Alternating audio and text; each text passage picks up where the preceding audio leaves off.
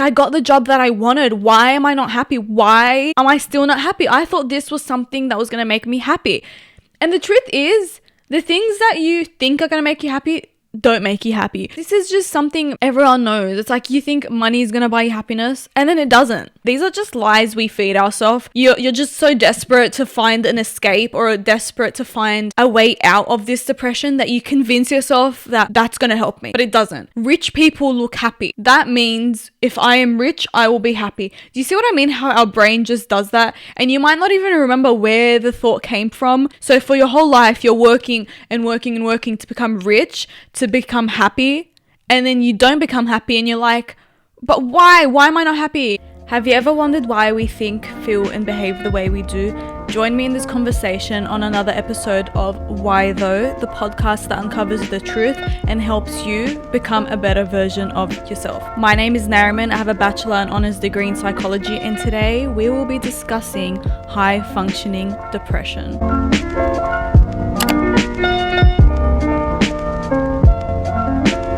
Let's go. Hi everyone. How are you? How's your day been? There's a dog barking and it's like, just stop barking. I'm recording. How could you be so rude and inconsiderate while I'm trying to record?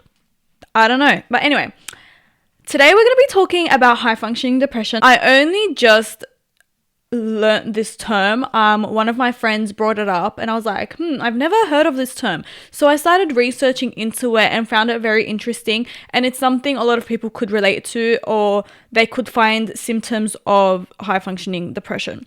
So I'm going to give you an overview of the topics I will be talking about today. You can skip to any section you want, or you can listen to the entire episode, up to you. Here we go. So the topics today. Do you like my phone case, by the way? If you're watching this, look how cute my phone case is. It's pink. Oh, some ASMR. Anyway, the topics. Okay. Number 1, what is it? Number 2, signs of high functioning depression. Number 3, how can you be depressed? Your life is great.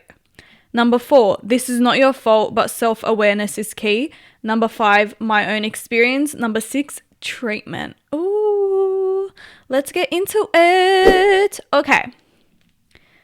So, when I searched this up, I found that high functioning depression isn't a clinical diagnosis. It's not the name. It's kind of just a term people came up with. When people talk about high functioning depression, the proper diagnosis is persistent depressive disorder. They are basically the same thing. The only difference is that's the clinical name, persistent depressive disorder. If you go to a psychologist, that's what they would diagnose you with. They wouldn't diagnose you with high functioning depression. It's just a term that means the same thing. So yeah, just wanted to clarify that. So if I say high functioning depression, just know it's also known as persistent depressive disorder, or PDD. It's in the name, high functioning depression. So you are high functioning. You basically can do anything. You can go to work, you can socialize, you can put makeup on, you can go out, you can do everything normally. Ooh, there's something flying.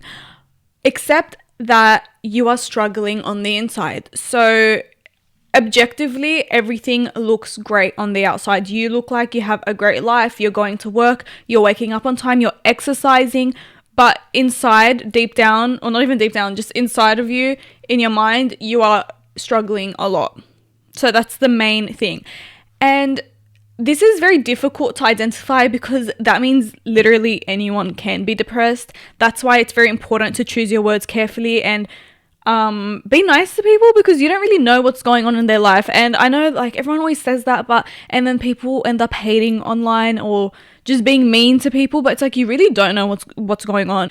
It's very hard to identify, and it's hard to even identify with yourself. Like, you might think, well, I'm working every day and I'm doing all of these things, I'm not depressed, because you have this idea of depression that you have to be in bed, you don't do anything, you don't shower. Like, that's your idea of depression.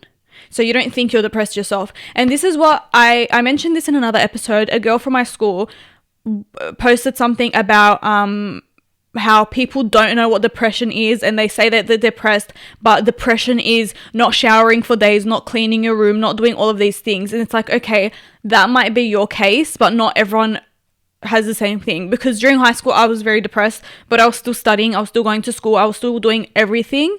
So I think just be careful with what you say, and don't really talk about a topic unless you know about it, or if you do, just clarify, like, I don't know everything, this is my experience, like, just clarify, because it's kind of dismissive when someone says, well, you're not depressed because you don't do this and you don't do that. It's like, you don't even know. High functioning depression, it's mild and persistent usually. So persistent as in it goes for a longer period of time, and it's more mild symptoms. So like I said, you might be able to shower, you might be able to go to work, but it's persistent. It's kind of just you are in this state of hopelessness and sadness for a very long period of time, and the symptoms might be mild, which you might not even recognize yourself. You might think you're fine.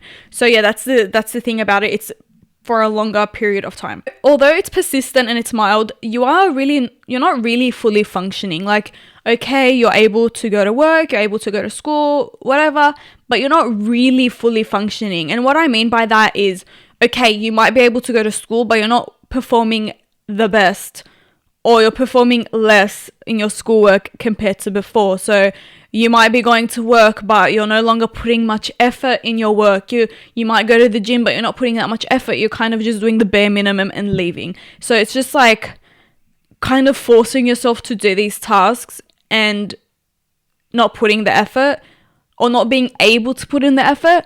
So I'll give you an example. Like when I was going through this, I was going to the gym 5 times a week, but it was so draining to go, and I wasn't putting as much effort as I would, and it was such a draining experience, and I wasn't happy being at the gym. It was just depressing. That's an example. Like, I was pushing myself to go, but I wasn't fully functioning in those terms. High functioning depression really affects the way you enjoy your life and in relationships. You're kind of just struggling internally and mentally, that you are not even able to enjoy experiences in life. You might have just had a birthday, you might have just gotten married, you might have just gotten a job promotion, but all of these things don't allow you just don't enjoy it. You're not very present in your relationships, not even just significant others, like even your friendships. You might not even be that present with your friends anymore. You're going out with them, you're talking to them, but you're not really there. And the way I'm thinking about it is, it's similar to dissociating. I don't even know if this is right, so don't quote me on this, but you know when what's that quote? Like, you're in a room filled with 100 people, but you still feel alone or whatever. It's kind of like that. Like, you're present, but you're not present. Like, you're physically there, but you're mentally somewhere else. You're just there, you're doing the routine, you're talking, you're having the conversation, but like mentally you're just not there, and you're not feeling it, and you're not enjoying life. Next part, signs of high functioning depression. So these, I mean, are like the same symptoms as persistent depressive disorder. Just have to clarify that. So what are the signs? The first sign is loss of interest and motivation. This is what I was talking about last week for burnout. It's very similar, but I already spoke about burnout and the differences, whatever. So loss of interest and motivation, that means you're no longer interested in going to work. You're no longer interested in training at the gym. You're just no longer interested in a lot of things. And this is something I can heavily relate to, because going through depression is actually so hard, and you just want to enjoy things, and you're just wondering, why am I not enjoying these things anymore? Why am I not enjoying the gym anymore? Why do I feel like I'm forcing myself, I'm dragging myself to go to work? Why do I feel like I'm dragging myself to go to uni? It's like, it's very hard, because sometimes you're aware that you have loss of motivation and you just don't know why. There's always a deeper reason, I believe. It's just hard to get there, and it's a very difficult process, mentally draining, let me tell you. But yeah, it's frustrating when you do want to be motivated and you do want to do better in your life, and then you just can't. I don't know how to explain it. It's like your brain just doesn't let you. It's like the thought of going to the gym is like, ugh, I don't want to go. I don't want to go. It just sounds draining. Sleeping problems. I know some people oversleep when they're depressed. I personally don't sleep enough. Or no, I have interrupted sleep. That's what I used to go through. I still go through that.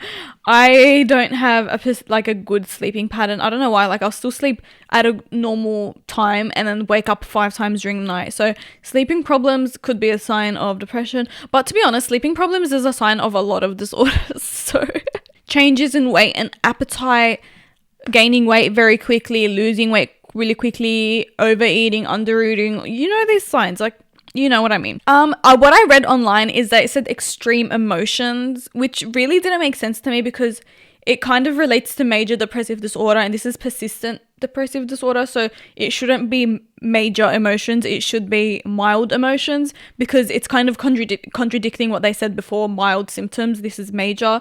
So I don't really know what they mean by that. Maybe there's a reason for it, but I don't know. I just thought I'd tell you, but I don't really know what they mean because I feel like it's contradicting itself. Low self-esteem, feeling unworthy of love, feeling unworthy of anything, feeling like you're not good enough, feeling, I don't know, just thinking, what's the point?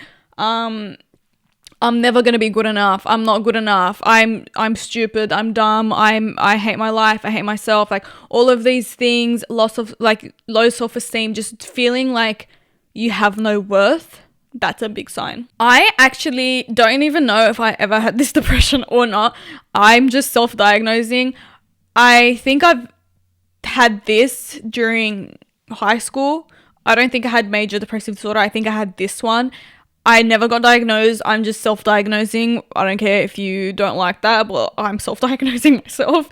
I think I had that. I think I ticked like most of the boxes. So that's what I had. That's not really like, I should have. Oh, you know what? That's another story for another day. But I was going to say, I should have reached out. But the thing is, I did reach out and I got rejected. So yeah, so that's a story for another time. But yeah, try to reach out to people, try to reach out to counselors, therapists, anyone. Just try to reach out. Even if you get rejected, try again. I know it's hard if you tell someone I'm feeling depressed and then they literally ignore you, try again. Because that person might not care, another person will. And let me tell you, I care. If you guys are depressed, I care. Message me. Talk to me. I will reply. If you feel like your whole family is not listening to you, your friends are not listening to you, your therapist is not listening, message me. I care. I'm just telling you now, if you think no one cares, I care. So yeah, my DMs are open. Point number 3, how can you be depressed? Your life is great. That's what people usually say. So this point is going based on the things you might hear. So I wrote down a few things that you might hear. So yeah, how can you be depressed? Your life is great. How can that person be depressed? They're successful and have a great life. They're active. What I mean by that, it's like you're exercising, you're active. Why? How could they be depressed? But they have a family. They just got married. And then this is for yourself. Ugh, what's wrong with me? Why can't I be happy? I have everything I wanted. That's something that you might tell yourself. You might think, like, I got the job that I wanted. Why am I not happy? Why am I still not happy? I thought this was something that was going to make me happy. And the truth is, the things that you think are going to make you happy don't make you happy. Like, this is just something everyone knows. It's like you think money is going to buy you happiness and then it doesn't. That's also an annoying thing. Like, looking around in your life, you're like, I have all of these great things. Why the hell am I not happy? It's because you're just looking at the wrong thing, or you just need to dig a little deeper and figure out what is it? Is it your core belief that you're not good enough that's making you depressed, or is it your core belief, or is it trauma? What is it?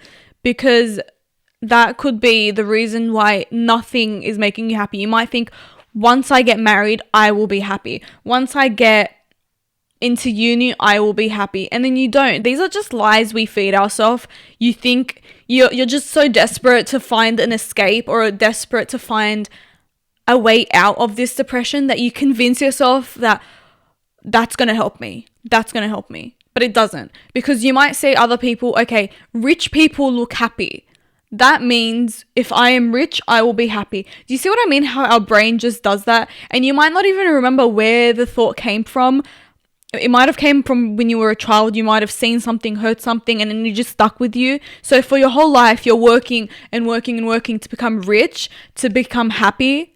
And then you don't become happy and you're like, but why? Why am I not happy? Like, I got what I wanted. Why am I not happy? And then you get more angry with yourself because you're like, I literally did this to be happy and I'm still not. Like, I've told myself a lot of lies before. Like, once I do this, I will be happy. And then once I get the thing, I'm not happy. I'm still the same person. Like, I'm still feeling the same. And this point is just about being careful on what you tell yourself, because when you say, well, why can't I just be happy? You're kind of just getting angry at yourself. And then this causes you to be even more depressed and more frustrated and feel less motivation. You might think, oh, well, then what's the point of even working and nothing makes me happy? What's the point? And if you're saying that to someone else, like, that could really affect them. Like, they might think their problems are stupid. Like, if someone's successful or they just got married or they have kids and you're like, why are you depressed? You have kids, a family, and a nice home. That's so dismissive, and that could prevent them from talking about these problems again, because you're invalidating them, and they might think, well, my problems are stupid. This person thought they're stupid. That means they are stupid. Can you see like the equation we do? It's like, this person said this must be true. That means I'm stupid. I have no problems. Yeah. And also be cautious with who you speak to, because some people are just not empathetic. Like, they just don't get it. They will never understand what you're going through. They just will never understand it. So try to pick the right people to talk to, because I've had friends before, like, not me speaking to them, but like, there are certain friends that, you know, I could speak to this person or not. Like, I can think of friends right now that I can't go up to them and say I feel this way, because they're just not going to understand. They're not going to give me advice. They're not even going to listen. They might even make it about themselves. Like, there are people like that. So just kind of be cautious, because it might backfire. You might think, well, I want help, let me reach out. And then you reach out and then they don't care. But then at the same time, it's better to reach out anyway. I'm just saying be cautious, because it might backfire and then you might even feel more depressed. It's not even that your problems are stupid. It just means it might be triggering for them. They're just not able to be empathetic. They don't know. They're uncomfortable. So they just dismiss it. So it's not you. It's a them problem. The next part, this is not your fault, but self-awareness is key. Not off key like my singing, but it is key. So number 1 is, you are not broken. There is nothing wrong with you. This is not your fault. What's happening to you doesn't make you a broken person. You might just feel broken. It doesn't mean you are broken. You're not flawed. There's nothing wrong with you. Depression is very, very common. I think, isn't it like 1 in 5 people are depressed? I think, which is very weird, because it's like, if you're in a room, like, there's a lot of people depressed and they probably don't even know it, or you might not even know about them. I wonder if it's always been common, or if it's more prevalent now. Don't know. Or maybe back then they just never understood what depression was and they didn't account for it. Like, maybe depression was always a thing. People just never reported it. So I don't know, because like, I think now in this generation we are more self-aware and we are more open talking about depression and mental health, sorry. Mental health. So that's why you might think depression is more common now, but it's like, it might have always been there. People just didn't talk about it. You don't really know, like, these theories, you don't really know, because you can't go back in time. It's not that reliable, because some people will just never say anything. Even now, it could be more common than we think, and we just don't know. Look, a lot of people go through this. It's not your fault. You're not broken, but it is still important to take some responsibility and be self-aware. You should figure out what you can do so you are out of this and you're not stuck in this cycle. Yes, you may have experienced trauma. You may have experienced bad things in the past. You may have a bad core belief system. You may have all of these things, but that doesn't mean it needs to be your future. I don't want that to be my future. I don't know about you, but you shouldn't either. So being self-aware and kind of realizing, hey, I'm starting to lose motivation today. I am starting to feel fatigue. My sleep isn't good. I'm not feeling happy. I feel very distant when I'm with people. I'm not mentally there in scenarios. I'm always thinking. I just don't feel good about myself. Like, that's step one, being self-aware and realizing, hey, I have control over this. I am able to get better. I am able to change my life.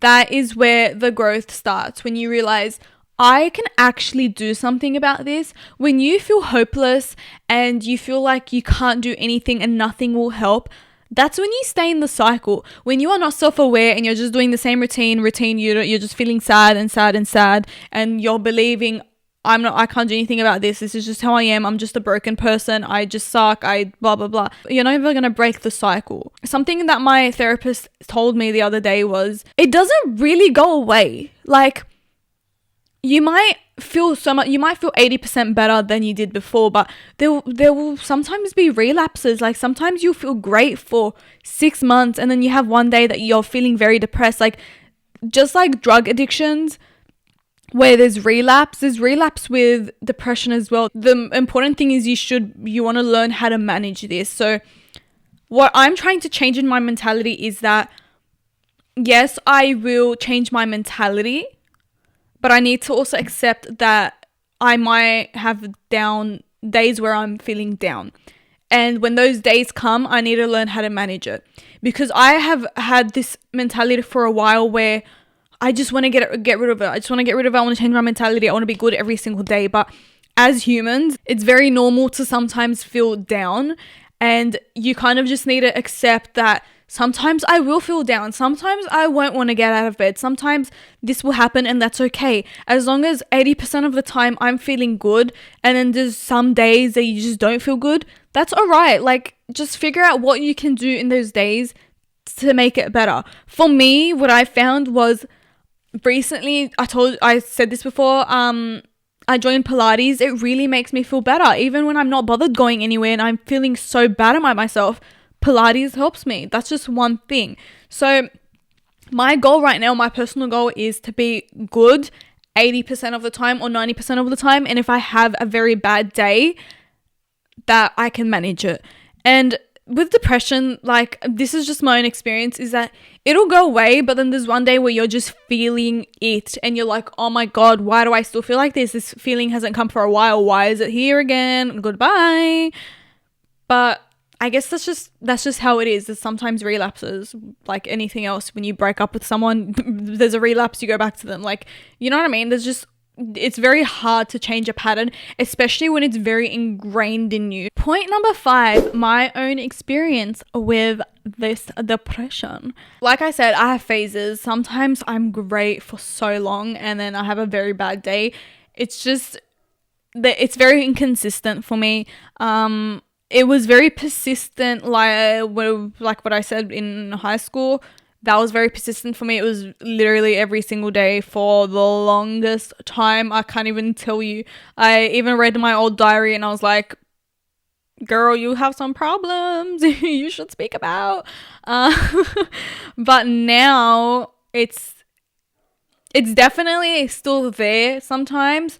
It's just more rare, or it comes in phases. It comes from triggers. I'm kind of aware from the triggers now what makes me feel depressed. Before, it would just happen and I wouldn't even know why, but now it's like, now I can notice, okay, this comment made me feel this and it made me think this and it made me jump to this conclusion and now I feel sad. Or this thing I seen, or someone did this and then it made me think this about myself, and it just like all of these thoughts, and then now I feel bad. Like, now I can identify the triggers, or even just like me having bad sleep. That could also be a trigger for me to have a bad day. Usually I'm good, but sometimes my thoughts get very overwhelming that I just want to turn off my brain.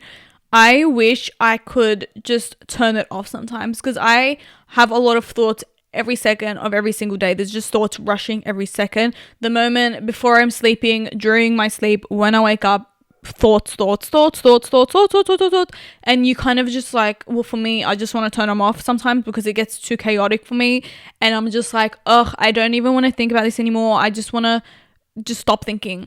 And mindfulness and meditation can help with this, but personally for me, It helps a bit, but it doesn't do that much because during my meditation, I'm still distracted. Like, it doesn't work. And I know you're meant to keep doing it so it gets better, but I just didn't really it just doesn't really work that much for me personally. Maybe I need to do it more, but yeah. I'm very glad to say that it's changing now. I'm seeing a lot more positive thoughts, and not everything has to be doomed, and not everything has to be negative, and not everything has to be a failure. Like, I'm slowly now, like, if something happens and I'm upset about it, I'm slowly starting to tell myself, like, that's okay, I can do this again. Or I'm thinking more logically now, where I'm like, I could find a solution for this. Let me give you an example. Let's say one video of mine does really bad, and then I start thinking, oh, I'm not funny, my videos are not good, all of these things, and then I don't want to post anymore.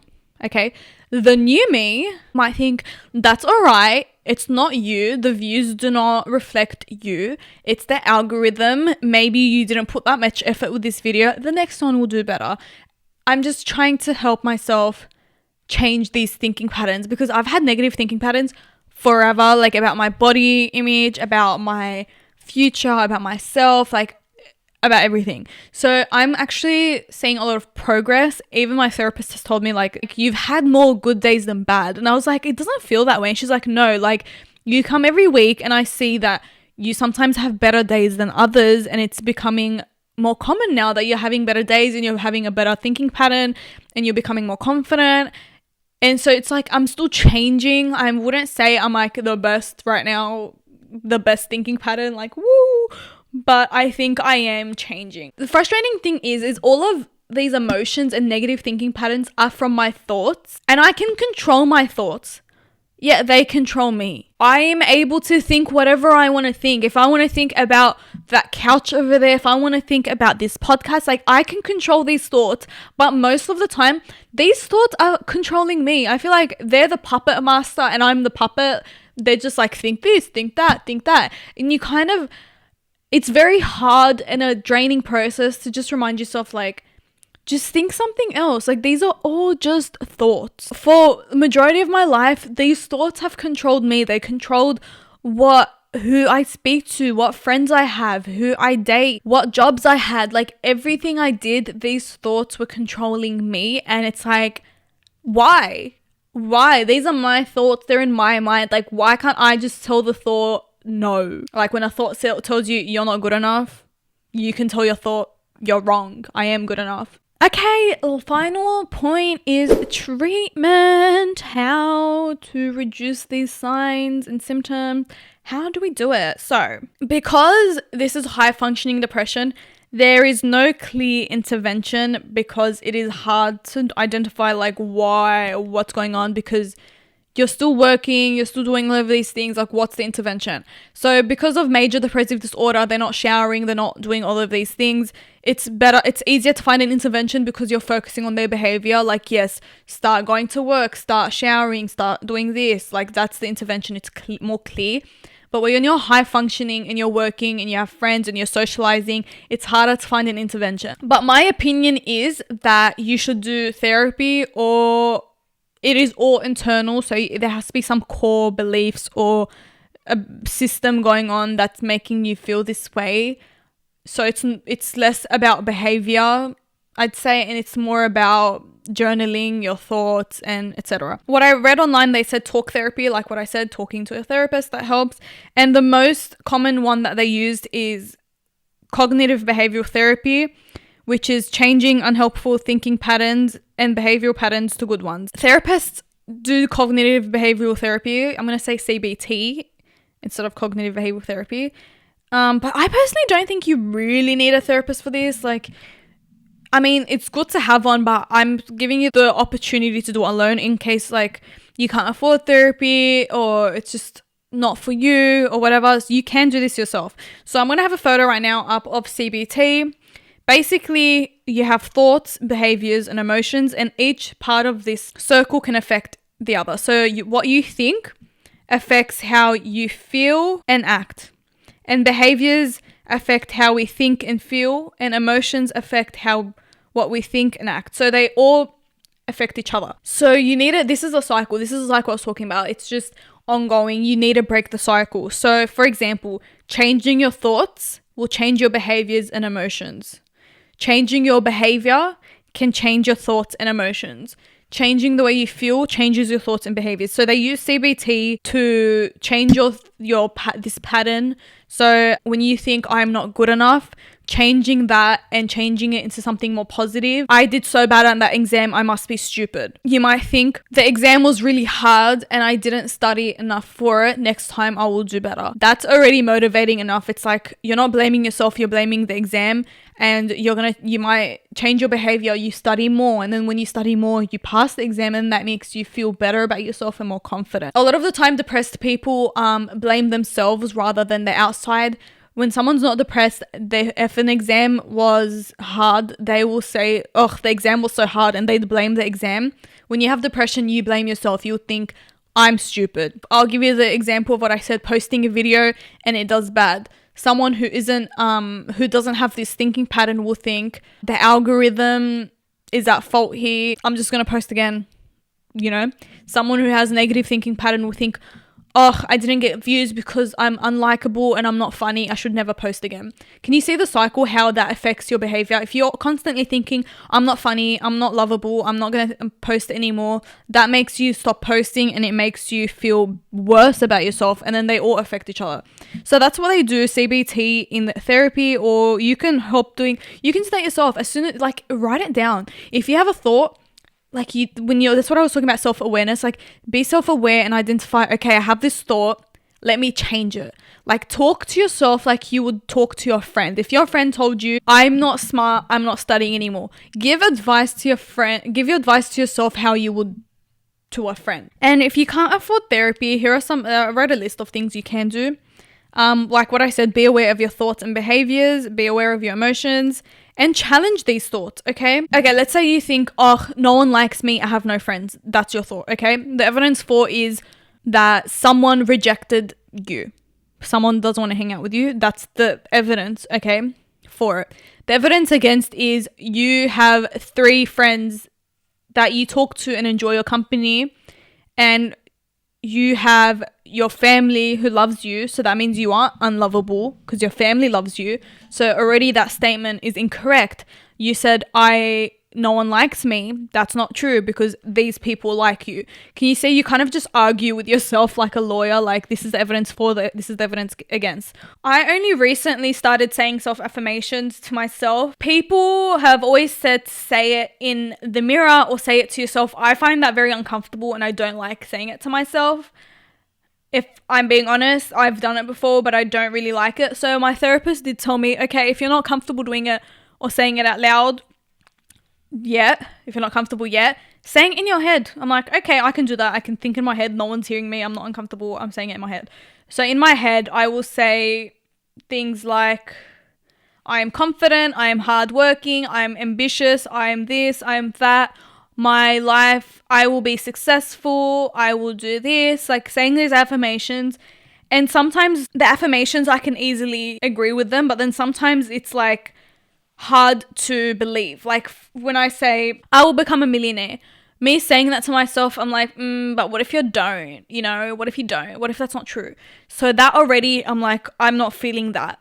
So I try to figure out why I'm not feeling that. That might be from a core belief, So I think, okay, I'm not believing that I'm capable of being a millionaire. Why? Is it because I don't think I'm good enough? Or is it because I don't think I'm a hard worker? And then I'm like, no, but I am a hard worker. Maybe it's because I don't think I'm good enough. Why don't I think I'm good enough? Can you see what I mean? It's you kind of just keep saying why? Hence the name of this podcast. Why though? Reflect on what brings you joy. Like what I said, Pilates for me, creating videos for me, watching Netflix for me. Figure out what makes you happy. Figure out what was one thing that ever made you happy. Drawing.